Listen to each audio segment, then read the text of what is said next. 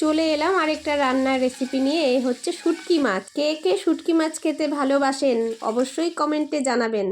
অনেকে নাক সিটকবে আমি সেটা জানি, যে এ আবার কি খায়, পচা মাছ কি খায়, কিন্তু শুটকি লাভার কিন্তু অনেকেই আছেন, এটাও আমি জানি আমার মতো। তো আমরা হইলাম গিয়ে ঢাকা ডিস্ট্রিক্টের লোক, আর আমার শ্বশুরবাড়ি হইল গিয়ে চট্টগ্রামের লোক।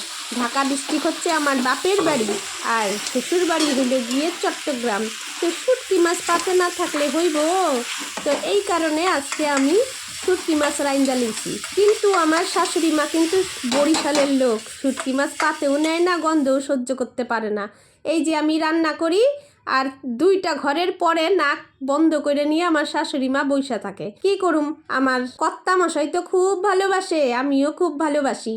তো এই কারণে তো শুটকি মাছ না খাইলে হইব না। সব সবজি দিয়ে আজকে শুটকি মাছ রাঁধছি, পেঁয়াজ রসুন সম্বার দিয়ে সব সবজিটা এইভাবে চচ্চড়ির মতন কাইটে নিয়ে তারপরে শুটকি মাছ রান্না করছি। কেমন হচ্ছে বন্ধুরা একটু দেখা কইবেন কিন্তু।